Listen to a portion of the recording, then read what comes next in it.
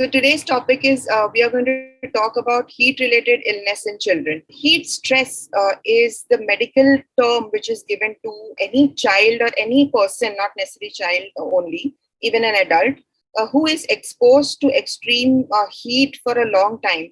And because of certain reasons, he is not able to maintain his or her body temperature, and the body temperature goes on rising, which results in certain symptoms which are seen in these people who are exposed to heat. This is generally the beginning of the heat related problems that we see in children. So, heat stress is actually the first stage of heat related problems. If they are not taken care of at this stage, then it can progress to the next level and to the next level, finally reaching the final stage of heat related illness known as heat stroke. Now, heat stroke is a term which is given to a medical emergency, which is seen because of heat related problems in people, where the person who is suffering from heat stroke might have to be immediately rushed to the nearest hospital, sometimes even admitted in an ICU, and very immediately and very effectively with good monitoring, the treatment has to be started as early as possible. So heat stress is what somebody could manage at home or at the level of a local doctor, whereas heat stroke is which may need management in an ICU in the nearby hospital. So that is the difference between the two things.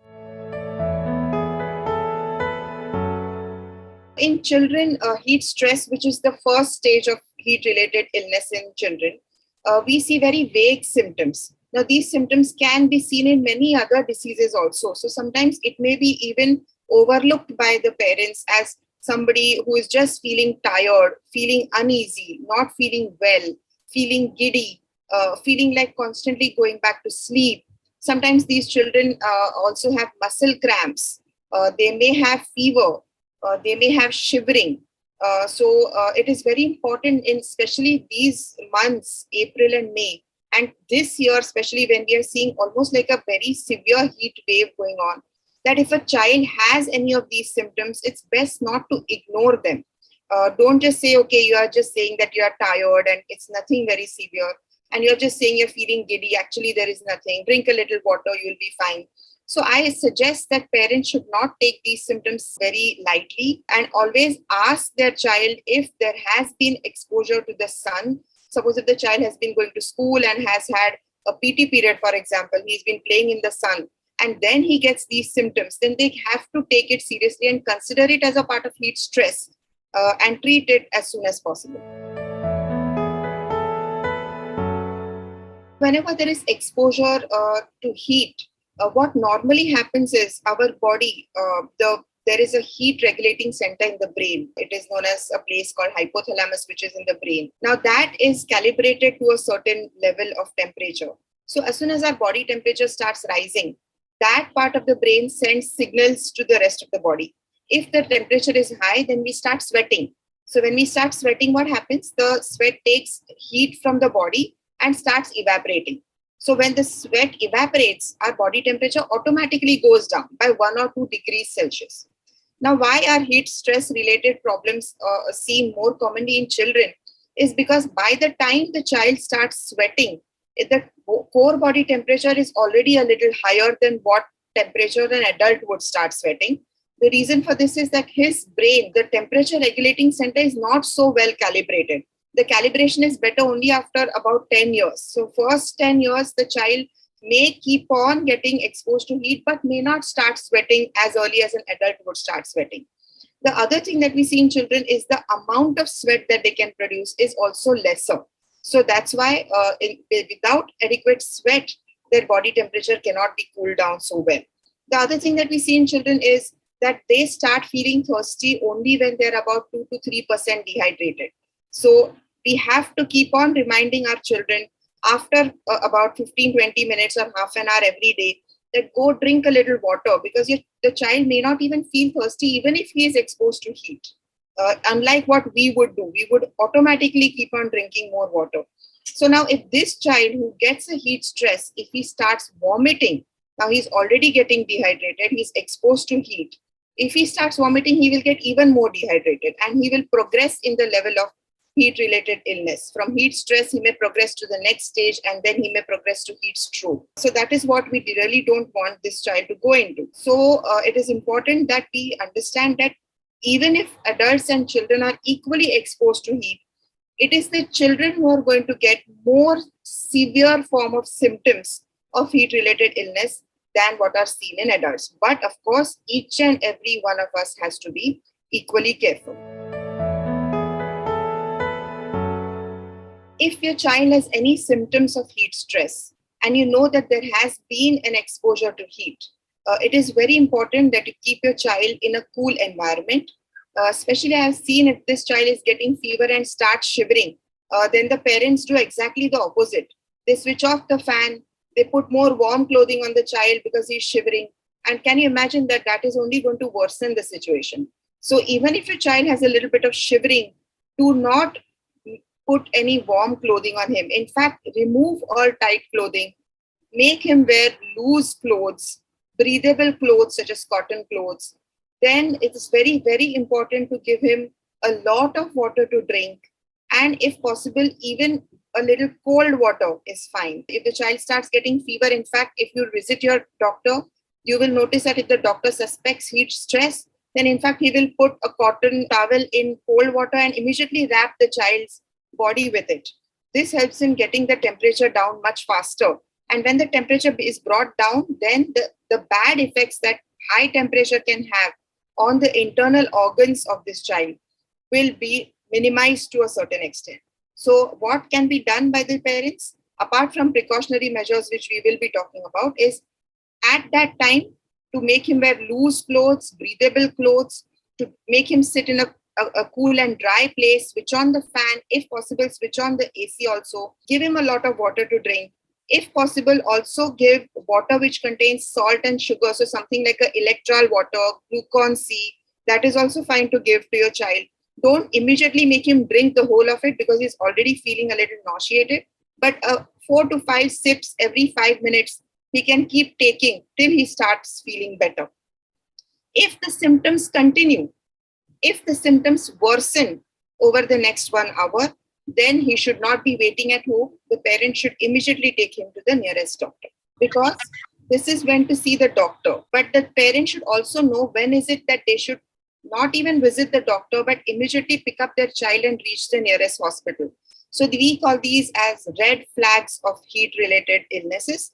That is when you are suspecting possibility of a heat stroke. So this child will have, like I said, continuously worsening symptoms, which have already begun.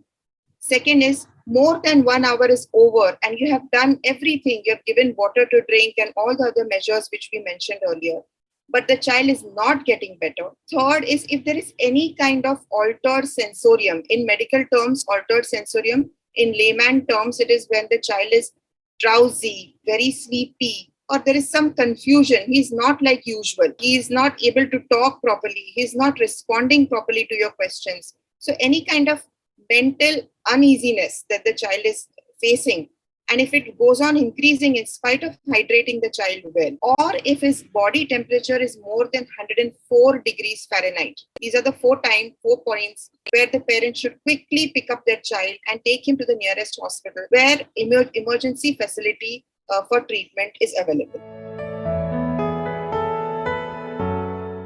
So the most important part is to how to protect your child from heat stroke, because the prevention is always better than cure. And here I would like to stress that if you pick up that this problem is looking like a heat stress related or heat illness related mild symptoms, and you treat it then and there, then your child will not progress to heat stroke. And that is what should be picked up by parents before the child reaches the doctor. So that's why I specifically mentioned, if there is an exposure to heat and there are symptoms which are mild, please do not ignore them.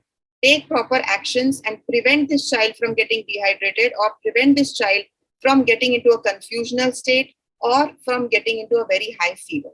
Now, very important, that how will you prevent this from happening altogether?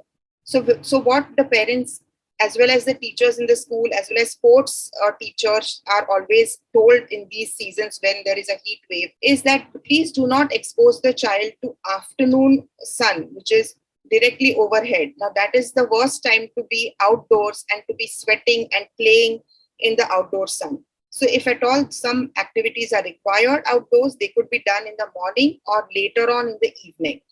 The second thing is the child should be wearing a protective cap, should be wearing breathable cotton clothes. Very important that even before reaching these classes or travel or whatever, the child should be well hydrated. During this class or during travel, which is going to be at the time when there is heat exposure, the child should be constantly getting hydrated. So how will we do that? We inform these children who are getting exposed to heat to take a break every 20 minutes and drink at least half a bottle of water. Then go back to play, again play for 20 minutes and take the next break, again drink about at least 1/4 to half a bottle of water. Now, if the sun exposure is going to be for less than 1 hour, then only water is enough. But if it is going to be for more than 1 hour, then this child should take sugar and salt containing solutions like a ORS or sports drinks like Gatorade, or even simply sharbat, which is made at home, is also fine. So the child can carry it in his water bottle and drink this again every 20 minutes at as much as the child is able to drink. So by doing this, he will maintain his hydration and he will maintain his body temperature. Now, at this time, if he starts showing any symptoms of either muscle cramps, fatigue, giddiness, shivering, fever, nausea, uneasiness, fatigue, etc., then he should be immediately removed from the sun exposed environment. He should be taken to a cooler environment. He should be given a lot of cold water to drink.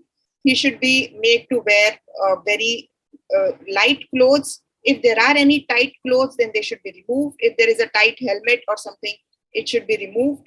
Even putting a little bit of water on the head is useful because that helps in evaporation and getting the body temperature down as early as possible. And if the symptoms continue, then take the child to the nearest hospital. So all I can say is I'm hoping that this heat wave ends soon. Actually, over the last 10 years, there have been days in April which have been the hottest.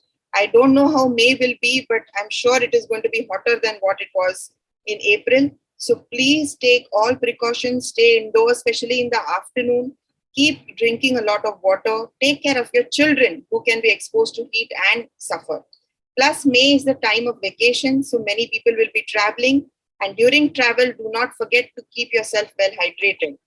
That is what I will specifically mention as for the season of May to be safe from the sun and heat stroke.